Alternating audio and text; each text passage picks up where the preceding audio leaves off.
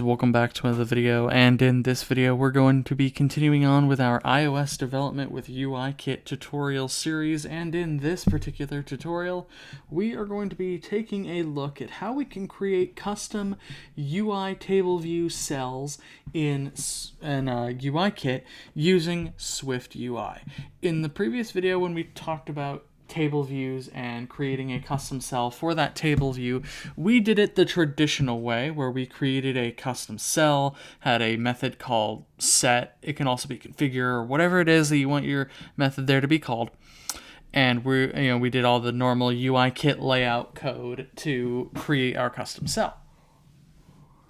However, now in recent years, we can actually use SwiftUI in our UIKit apps to create a custom table view cell. You can do the same thing with a collection view cell, and we'll take a look at UI collection view later on after we're done with UITableView, but you can create custom cells for that with SwiftUI. So that's what we're going to take a look at today. To start with, I have removed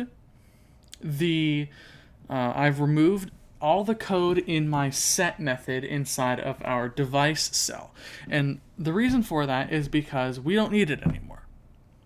All right, so just go ahead and get rid of all that code, and it's going to be blank.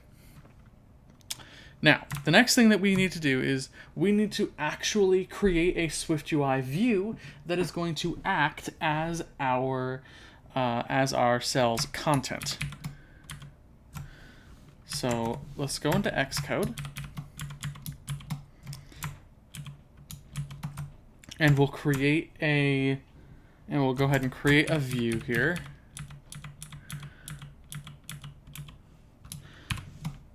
I'm going to say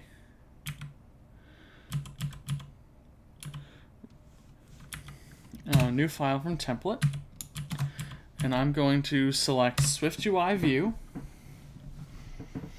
and this view is going to be called device view.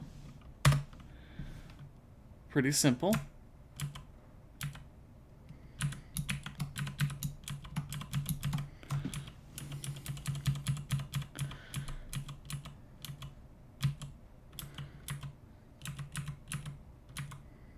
Alright, I'm going to get rid of the preview because I don't need the preview. You may want to keep it, and that's fine. You can if you would like, but I'm not going to keep it. Now, if you're familiar with SwiftUI, this will look familiar to you, but let's kind of go through what we're looking at here. Because if you're not familiar with SwiftUI, this is going to look strange because it's not imperative like UIKit. SwiftUI uses a declarative syntax, and it uses structures, not classes. So you can see here we have struct, device view, and it's conforming to the view protocol. All views in SwiftUI must conform to the view protocol. And then when you're conforming to the view protocol, you have to have the computed property of body, and has to have an opaque return type of some view. So what this pretty much does is it's saying, okay, well, this is going to contain a view hierarchy. So it's going to be some kind of view, and you don't know what the result's going to be. It's just going to be some view. The compiler, however, will know what it will be at compile time and at runtime. All right, so that's kind of the basic teardown of how SwiftUI kind of does things with its views. The body is where we have our view hierarchy. In the default template for a SwiftUI view, it has a text view, which is just static text, like a UI text view or a UI label or whatever the case might be, depending on what you do with it. And the placeholder is hello world. We're gonna get rid of this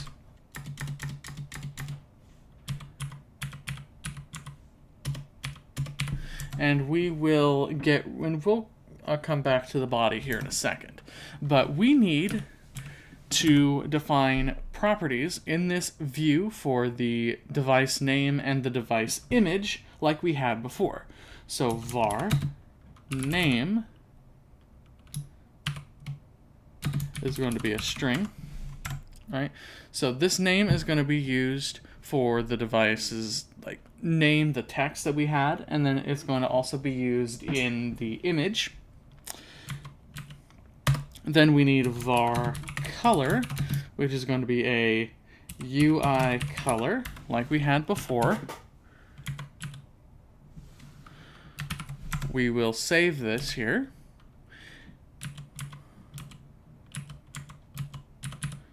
And now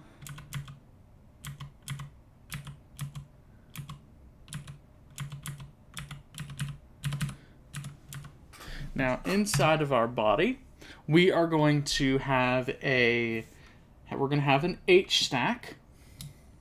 Now, an H stack is similar to a UI stack view oriented horizontally.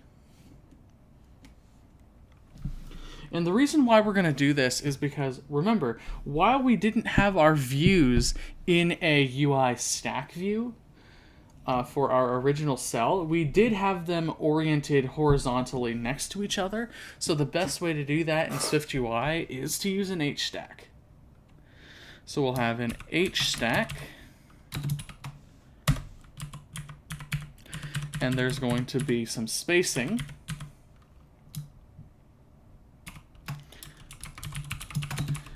There's going to be 20 units of spacing, or 20 points of spacing, rather, because if you recall, we had 20 units or 20 points of spacing between the image view, the UI image view, and the UI label in our cell. So that's why we're doing 20 points of spacing here. And then we need to apply some padding around our H stack, because we had 20 units of spacing on the top, bottom, leading, and trailing edges. So we will do that by using the padding modifier of SwiftUI, and it's as simple as saying .padding 20, like that.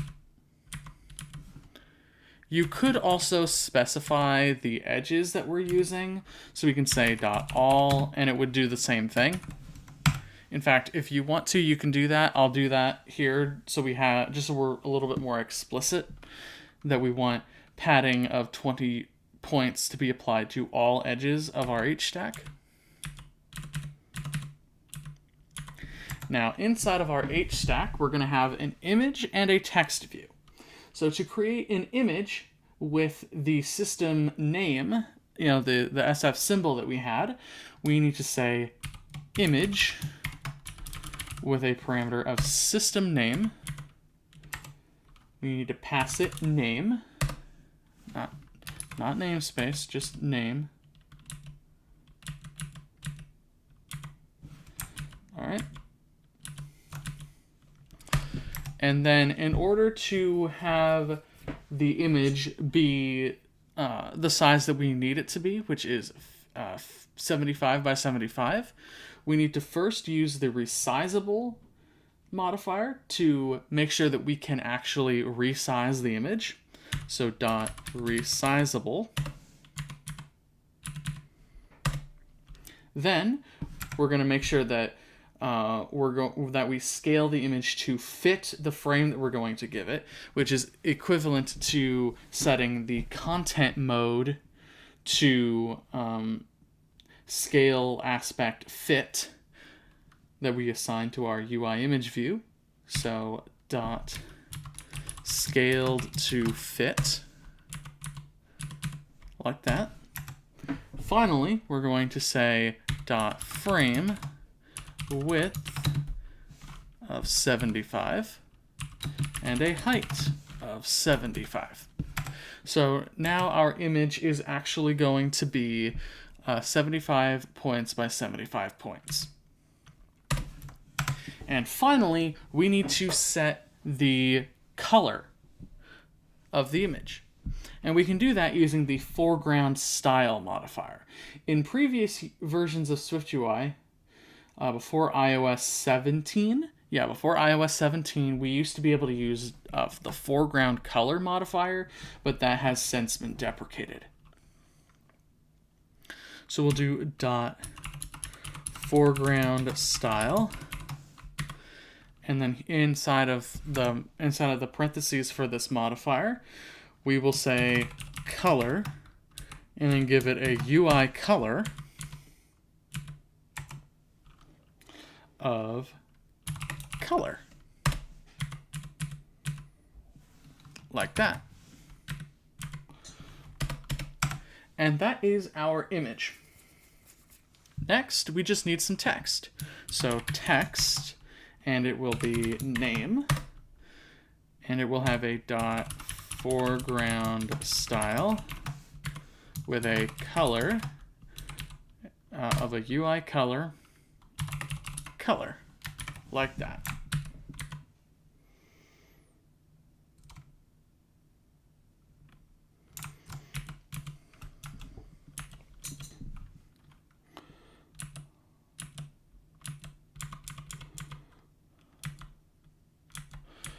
Okay, so we have an issue here.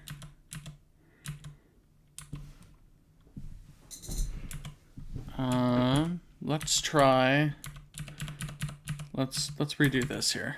So dot foreground style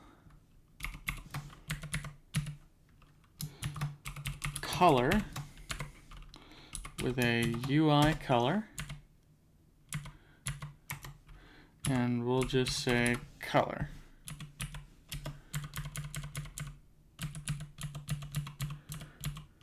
Okay.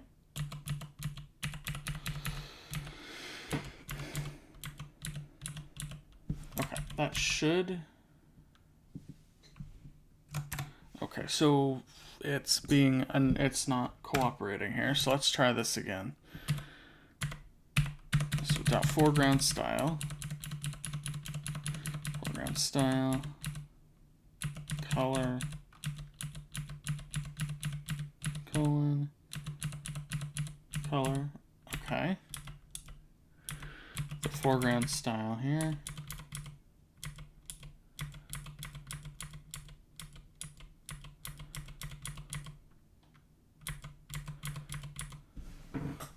Okay, so it should be fine. Okay, yep, we're good. Xcode was just being uncooperative. But we have it now. We can save this.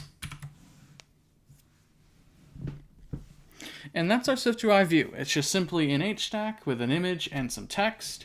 We're making sure that that everything in SwiftUI matches what we had in UIKit, at least as closely as we can get it. And that's our cell content.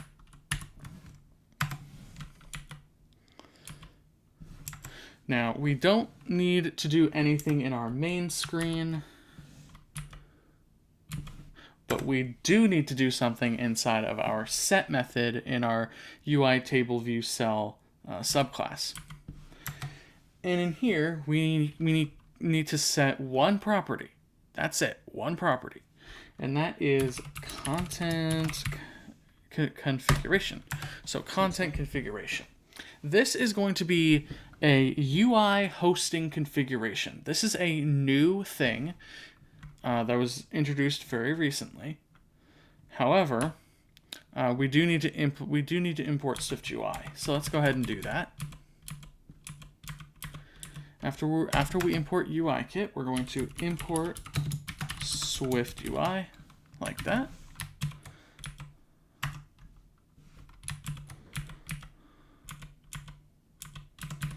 And we'll say equals UI hosting configuration.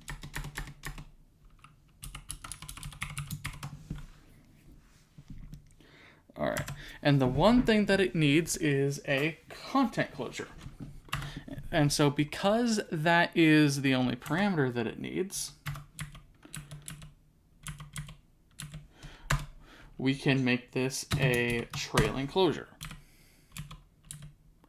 And in here, we're simply going to return, so we don't need the return statement here, but you can include it if you would like. We want to return the view that we want to use for our configuration. In this case, it is going to be device view, and it's going to take in a name and a color. So name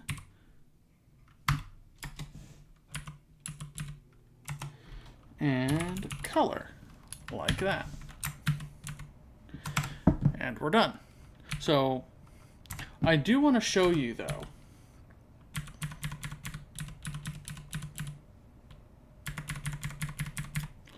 that we can, okay.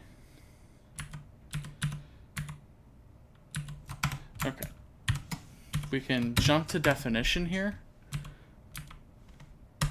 and just go to UI hosting configuration.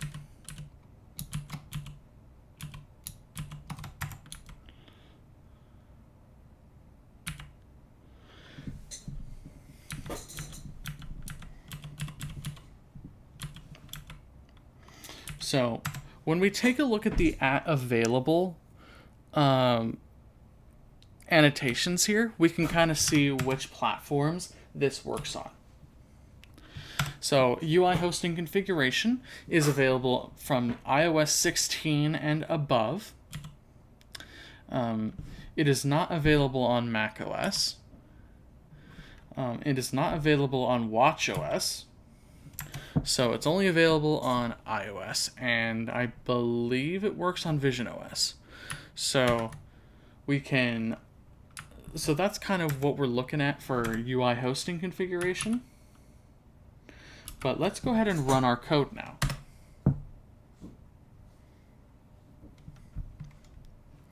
And we have a successful build. And here we are inside of our app. So we have devices. We can go into our table here. And we get the same thing that we had before, where we have all the images that have their own colors and stuff set at random, as well as the name for the symbol itself as text, and it is also colored how we expect it to be colored, using that same random color. However, there is one problem, and that is the accessibility. When we created our cell with UIKit and just UIKit code, no SwiftUI code or anything,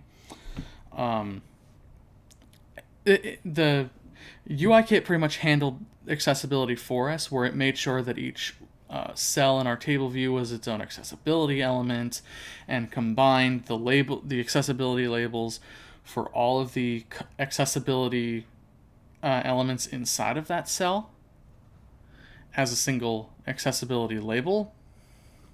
But when we use SwiftUI and UI hosting configuration for our table view cells, this also applies to collection view cells, mind you, that doesn't work, right? We have to explicitly define that accessibility behavior on our own. So let's go ahead and quickly do that. It's really simple. So we go into our device view.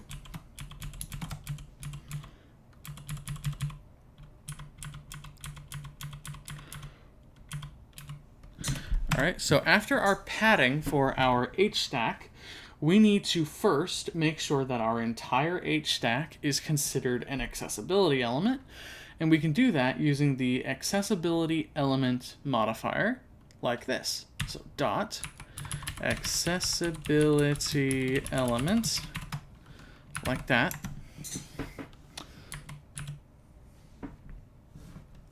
And then we need to set its accessibility label. And we'll say dot Well, we can do that by saying dot accessibility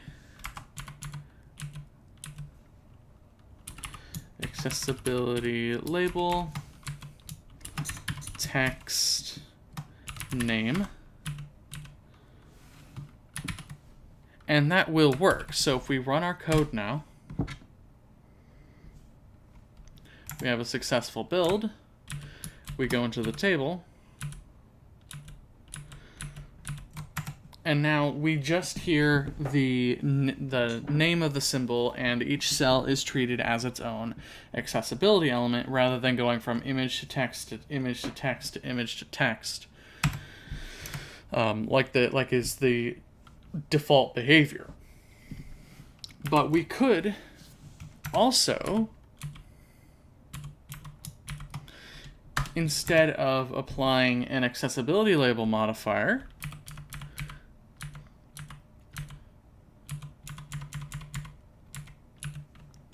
we can go to our image and hide it from assistive technology by saying dot accessibility hidden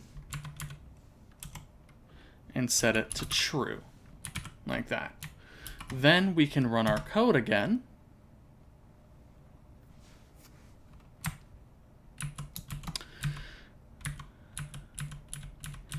And we get kind of the same result, right? So it doesn't read out the name or anything. It just reads out. It just does the sound when we go from cell to cell that VoiceOver makes when we go from element to element that it recognizes.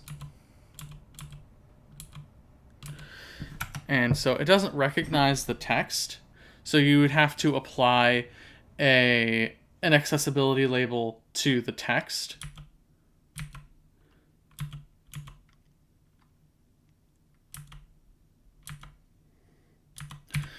And what I'll just do instead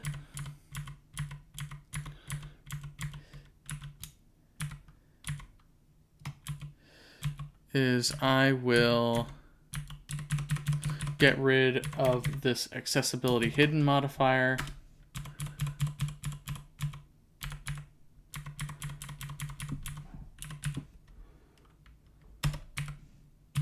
And then we can say dot accessibility label with a text of name, like that.